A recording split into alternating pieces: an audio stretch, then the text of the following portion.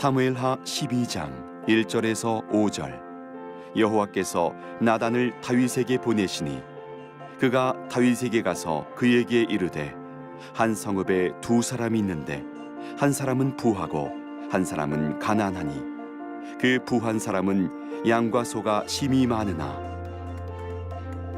가난한 사람은 아무것도 없고 자기가 사서 기르는 작은 암양 새끼 한 마리뿐이라. 그 암양 새끼는 그와 그의 자식과 함께 자라며 그가 먹는 것을 먹으며 그의 잔으로 마시며 그의 품에 누움으로 그에게는 딸처럼 되었거늘. 어떤 행인이 그 부자에게 오매 부자가 자기에게 온 행인을 위하여 자기의 양과 소를 아껴 잡지 아니하고 가난한 사람의 양 새끼를 빼앗아다가 자기에게 온 사람을 위하여 잡았나이다 하니 다윗이 그 사람으로 말미암아 노하여 나단에게 이르되 여호와의 살아계심을 두고 맹세하노니 이 일을 행한 그 사람은 마땅히 죽을 자라.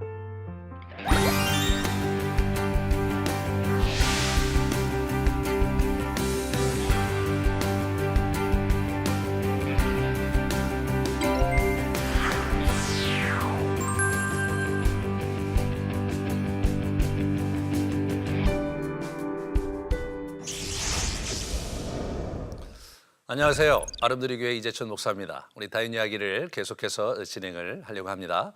우리 그 사무엘하에 오늘 아주 굉장히 그 깊숙이 들어가는 그런 장면인데 드디어 이제 다윗이 회개를 하는 거죠. 우리가 오늘 이번 주에 이제 그 우리가 생각해야 될 그런 이 본문에서 우리가 포인트는 뭐냐면 이 다윗과 같은 영적 거장인데 자기가 죄를 지어놓고도요. 1년여 동안 그걸 숨기고 회개를 안 하고 지냈던 거예요. 이런 그 심리 구조를 우리가 잘 한번 보면서 본문을 한번 이렇게 보면 훨씬 더 아주 그 역동적으로 우리가 본문을 볼 수가 있습니다.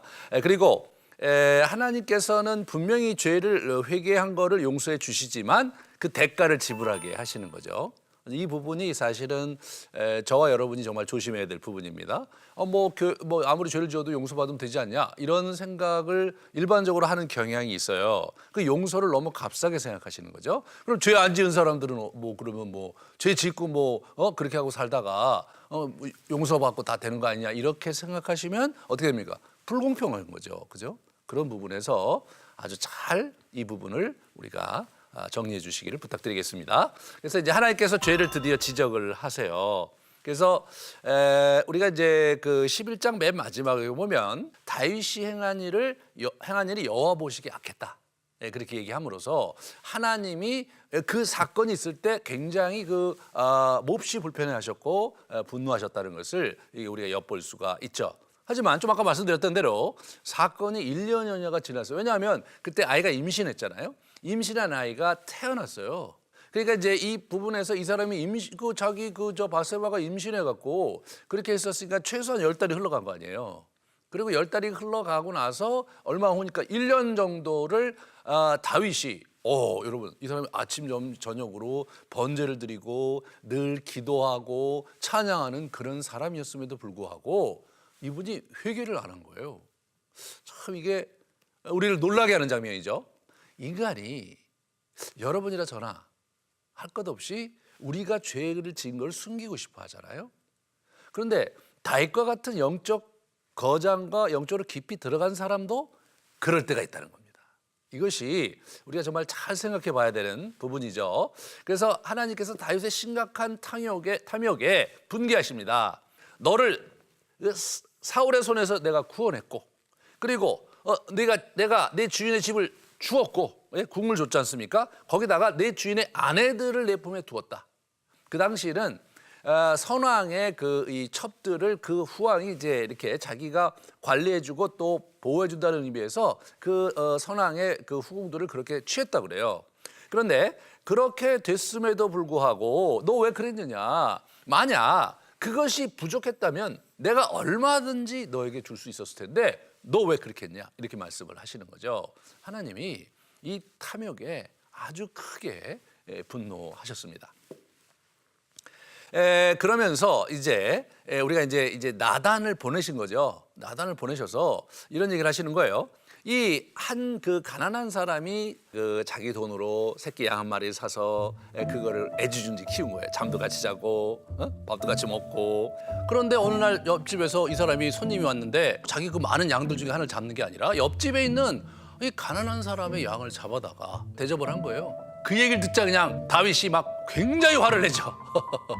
그렇게 하면서 다윗이 자기의 마음을 드러냈을 때 당신이 바로 그 사람이다. 이렇게 얘기하면서 의표를 찌르면서 다윗이 할 말을 잃게 만드는 그런 형태로 접근을 하고 있습니다.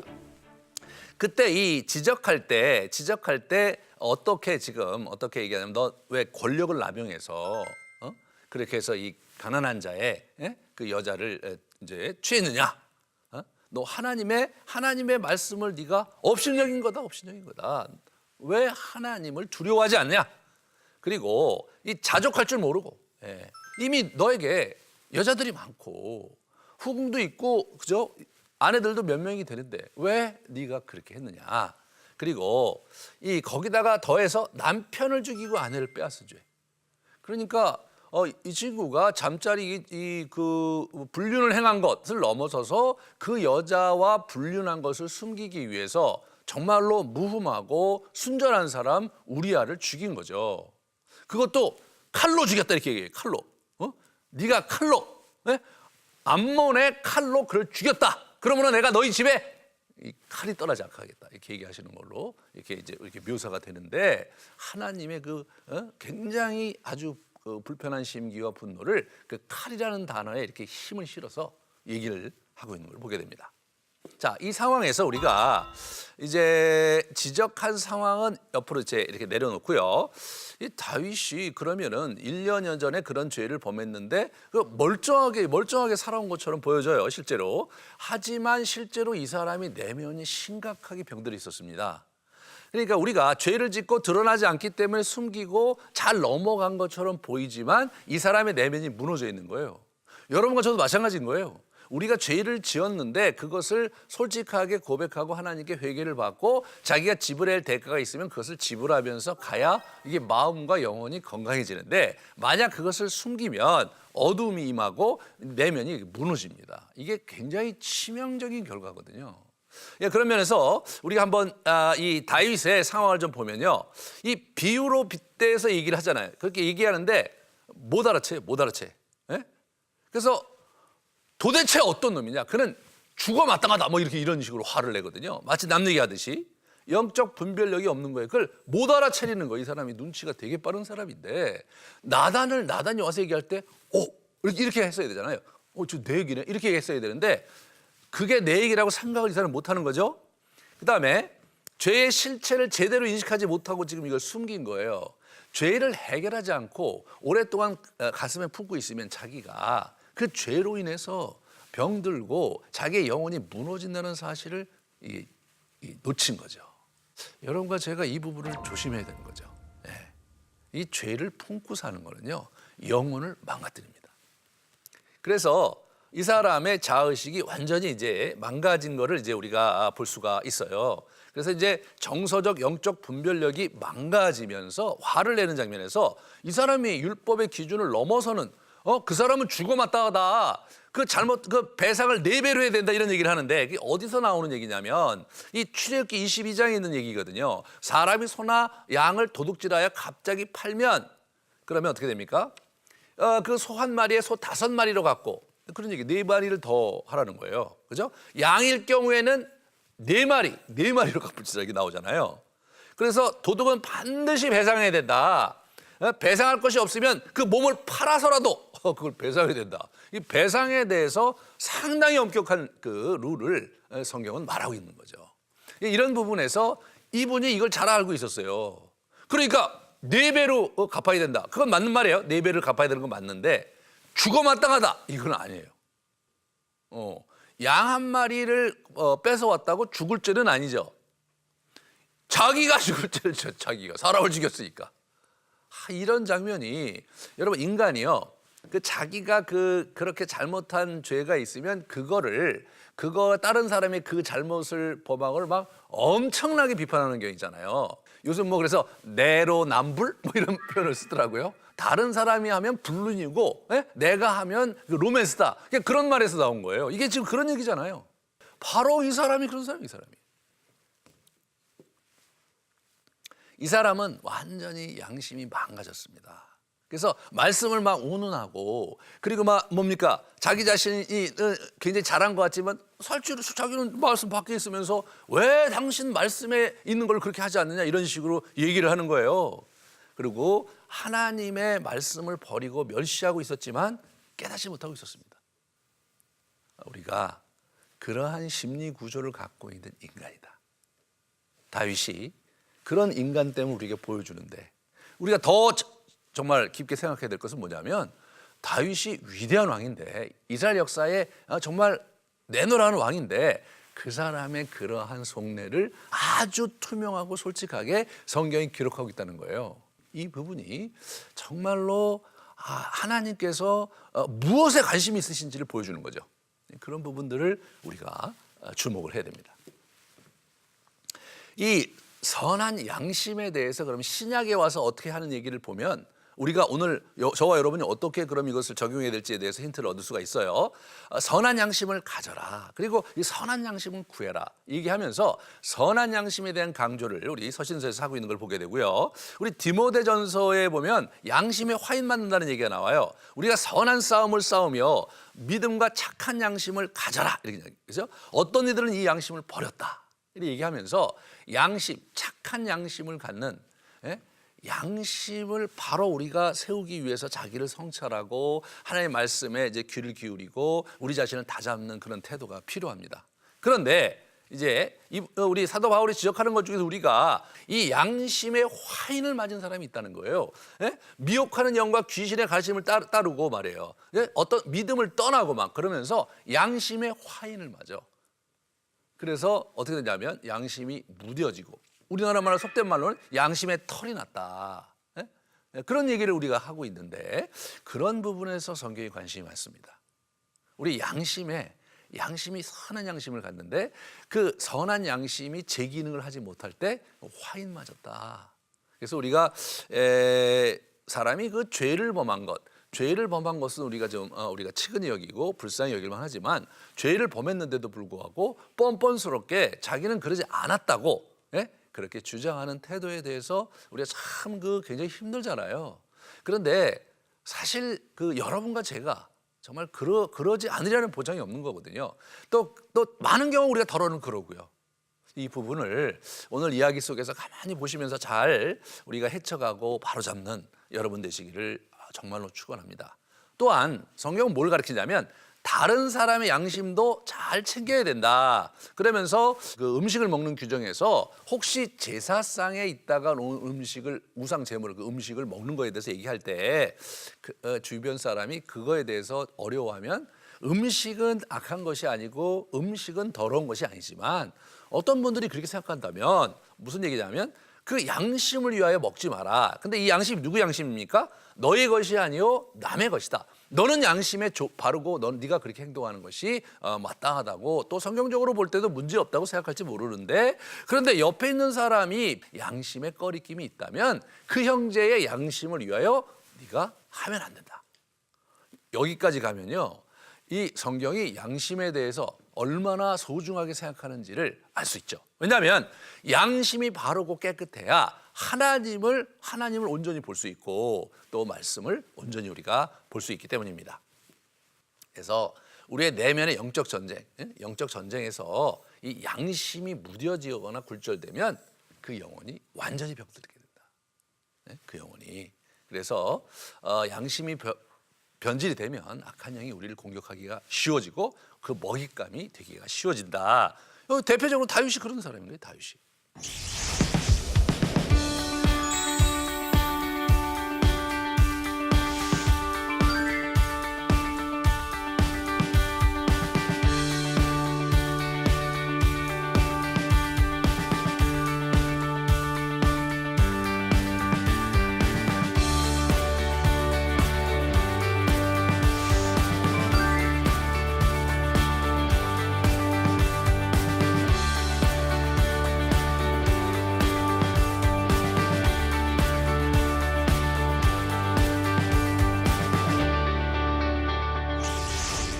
그런데 우리가 이 이야기를 볼 때 우리가 용서의 대가를 지불하게 하시는 하나님의 그러한 행동을 우리가 또 우리가 봐야 됩니다. 이 조치를 우리는 이 하나님께서 이제 뭐라고 얘기하시냐면 암몬의 칼로 우리아를 죽인 것에 대해서 하나님 지적하십니다.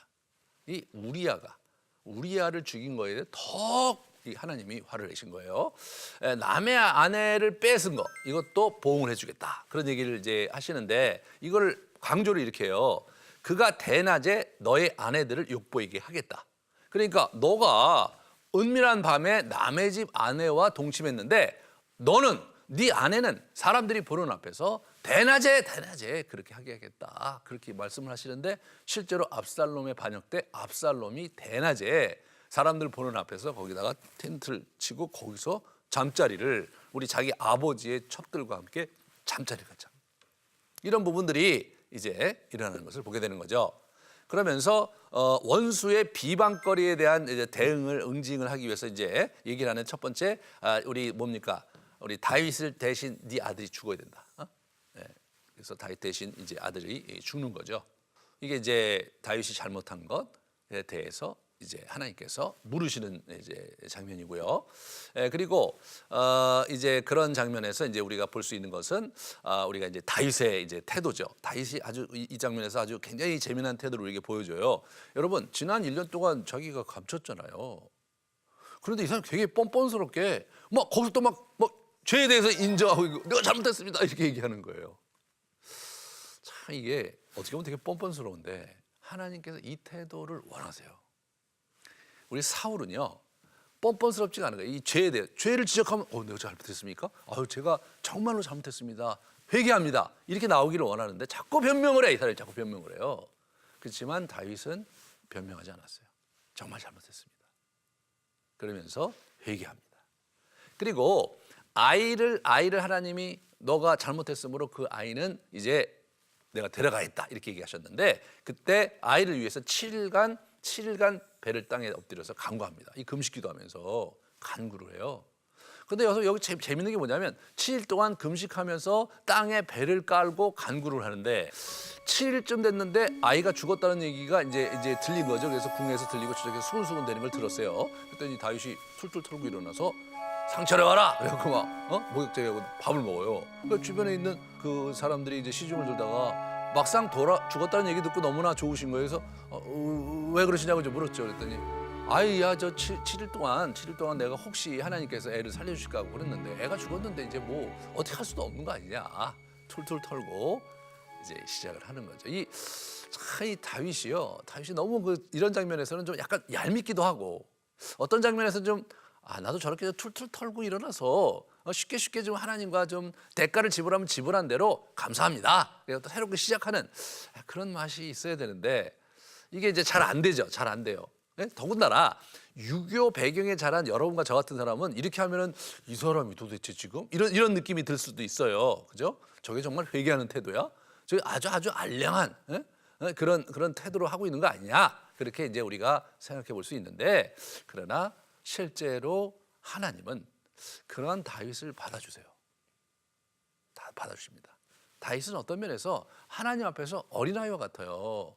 야 인마 너 왜 그렇게 했어? 그렇게 했을 때 잘못했어요. 하나님 잘못했어요. 너 인마 이거 네가 대가를 지불해야 돼. 하나님 어떻게 안 될까요? 그래서 막 울다가 상황이 끝나면 안 되네. 그 밥을 먹고 말해요. 정말 어린아이와 같은 자가 천국을 차지할 것이라는 예수님의 이야기에 아주 중요한 하나의 단면을 보는 듯한 그런 인상을 받습니다. 사랑하는 여러분, 여러분도 혹시 여러분의 죄 때문에 끄림직하고 어려움이 있다면 정말 주님 앞에서 툴툴 털어버리고 또 그로 인해서 내가 대가를 지불한다면 정말 감사함으로 또 받고 그러면서 여러분이 자꾸 그 다음 시즌으로 이렇게 넘어갈 수 있기를 주님의 이름으로 축원합니다. 그다음에 이 하나님께서 이렇게 보시면요, 이 장면에서 이제 회개할 기회를 주시는 게 너무 재밌잖아요. 회개할 기회를 주세요. 우리 그 사울에게도요 회개할 기회를 주셨어요. 선지자를 통해서. 여러분 우리가 잘못하잖아요. 우리가 회개를 해야 돼. 근데 우리가 회개를 안 하고 있어. 그러면 반드시 하나님께서는 어느 때 그거를 회개할 기회를 주세요. 여러분 기도해 보시면 그걸 알게 돼요. 예전에 내가 분명히 잘못해서 막 그걸 어떻게 해야 되나 이제 그러고 있다가 그냥 뭐 회개를 하는 둥 마는 둥 막 이렇게 이제 넘어온 것들이 있다고 합시다. 그럼 어느 순간에요 이렇게 기도하다 보면 그게 수년 전 일이지만 기억이 나는 게 있어요. 회개할 기회를 주시거나 아니면 어떤 다른 사건을 경험하는데 나도 옛날에 저랬는데 이제 이런 혹시 이 메시지를 들으시면서 저거 내가 옛날에 나의 모습이 저랬었는데 이런 느낌이 드신다면 하나님께서 바로 그 자리에서 지금 회개하기를 원하신다고 생각하셔야 돼요. 그래서 이제 회개할 기회를 주시는 사울은 그러나 회개할 기회를 줬는데 못 받아들였어요. 이게 사울과 다윗의 큰 차이입니다. 그러자 우리 회개하자. 하나님께서 어떻게 돼요? 바로 받아주세요. 그러면서 바로 아들을 주셨어요. 아들을 바로 주셨어요. 그 아들은 어떤 아들이냐? 그 아들의 이름이 솔로몬인데 하나님께서 용서하셨다는, 그죠? 밧세바와 다윗을 용서하셨다는 사인이죠. 그렇게 위로하시는 장면을 보게 됩니다. 그렇지만 이 공의가 있으므로 그래서 죄에 대한 대가 지불을 하게 하시는 거죠. 그래서 너희 집안에 칼이 떠나지 않을 거다. 그래서 계속해서 반역이 일어나요. 압살롬 반역이 일어나고 내 아이는 죽을 거다. 그 다음에 뭡니까? 마지막으로는 네 아내가 대낮에 백주 대낮에 다른 사람 앞에서 범함을 받을 것이다.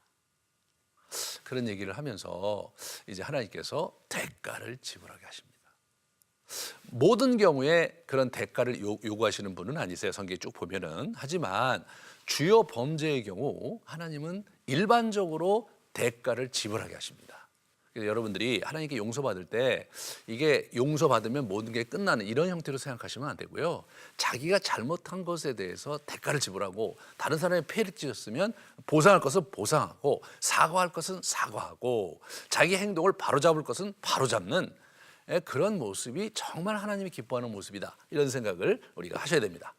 그렇다면 아니 그 뭐 대가 내가 잘못했는데 대가를 지불한다면 그러면 뭐 용서를 빌어야 될 이유가 뭡니까? 어차피 용서를 빌어도 내가 죄의 대가를 받는다면 이런 우리 질문을 할 수가 있는데 그것은 이렇게 정리할 수가 있습니다. 하나님과의 관계가 회복되는 게 더 중요한 거잖아요. 용서를 빌어야 하나님과의 관계가 회복이 되거든요. 만약 우리가 하나님과 관계가 회복이 안 되면 우리 인생이 거기서 딱 스탁이 되는 거예요. 딱 이게 멈춰지는 거잖아요, 영적으로. 두 번째로 유업을 빼앗기지 않는 거예요. 유업을. 여러분, 우리 그 사울하고 다윗의 굉장히 큰 차이가 사울 왕은요 하나님 나라에서 주신 그 유업을 완전히 잃어버려요. 요나단도 다 죽고요. 유업을 완전히 그 어떻게 봅니까? 우리 다윗에게 다 이양하잖아요. 하지만 다윗은 이 사건에 회개했으므로 하나님께서 다윗 가문에 허락하셨던 유업을 빼앗지는 않으세요. 이것이 우리가 정말 잘못하더라도 그래서 잘못해서 용서를 빌었는데 두드러 맞는 한이 있더라도 여러분 하나님과의 관계를 다시 우리가 붙잡을 수 있을 뿐만 아니라 애시당초 내 인생에 허락하신 그분의 축복을 내가 잃지 않게 되는 것, 이것이 용서가 우리에게 주는 큰 유익입니다. 하지만 대가 지불을 할 때는 해야죠. 왜냐하면 공의가 있어야 되잖아요. 다른 사람 피해받은 사람들에 대해서 분명히 대가 지불을 하는 것이 성경의 원리다. 자, 그러면 우리가 이 상황에서 어떻게 우리가 좀 적용을 할 것이냐 이런 부분들을 우리가 좀 잘 생각해 봤으면 좋겠습니다. 왜냐하면 용서의 문제는 참 아주 민감한 문제예요. 이제 그리스도인들이 용서를 하면 하나님께서 용서를 받아주신다는 그 명분하에 너무나 쉽게 용서를 이렇게 빌고 그냥 나는 뭐 하나님께 뭐 회개했으니까 됐다 이런 식으로 하면서 자기의 죄가를 책임지거나 또는 바로잡을 일에 아주 우리가 상당히 그 인색하거나 또는 아예 그런 생각이 없는 분들도 있는 거예요. 그래서 잘못한 사람인데 잘못한 사람처럼 살지 않고 그냥 뭐 우리 그리스도인들은 하나님 은혜로 됐으니까 됐다 이렇게 생각하면 매우 곤란합니다. 죄를 회개하여 용서를 받고 하나님과의 단절된 교제를 회복하며 성장을 이루어가야 된다. 용서를 받고 관계를 회복하는 게 굉장히 중요하다. 우리가 그 죄가 있으면요, 우리 가운데 어둠이 있고 어둠이 있으면 하나님과의 관계를 지속할 수가 없는 거거든요. 왜냐하면 그분은 순전하시고 의로우시고 그분은 정말로 깨끗한 분이시니까 이게 안 되는 거예요. 우리가 안 되는 거예요. 우리 인간적으로 볼 때도 내가 상대에게 잘못했으면 잘못한 것을 회개하고 미안하다고 하면서 관계를 풀어가야지. 그 얘기를 안 한 상태에서 계속 같이 있으면 관계가 어떻게 됩니까? 관계가 더 가까워지기는커녕 가면 갈수록 관계가 멀어지는 거예요. 여러분과 제가 하나님과의 관계를 놓친다면 이 세상에서 참 그보다 슬픈 일이 어디 있겠습니까? 그러면 우리가 회개하는 삶을 살아야 된다. 그리고 관계를 회복해야 된다. 하나님과의 관계를. 그다음에 죄는 용서를 받으나 대가는 지불해야 하는 것이 일반적이다. 이게 일반적인 거예요. 뭐 모든 대가를 지불한다 그러면 여러분과 제가 이렇게 몸성이 있을 수가 없겠죠. 그죠? 많은 경우 하나님께서 소소한 그러한 잘못은 그냥 넘어가시는데, 그러나 아주 중요한 잘못, 여기 보니 사람을 죽였지 않습니까? 이런 그 중요한 잘못은 반드시 대가를 지불하게 하신다는 거죠. 만약 여러분이 정말로 하나님이 보시기에 심각한 그런 잘못을 범했다면 그 대가를 어떻게 지불해야 될지를 천천히 생각해 보셔야 됩니다. 그러니까 우리의 입장에서 어떤 거냐면, 내가 잘못한 것에 대해서 주님, 내가 어떻게 대가를 지불해야 될까요?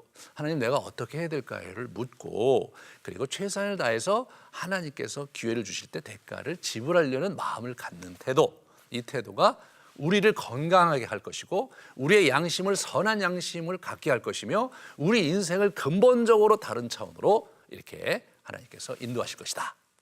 그 사실을 오늘 여러분과 함께 나눴습니다. 꼭 그렇게 해서 축복을 받으시기 바랍니다.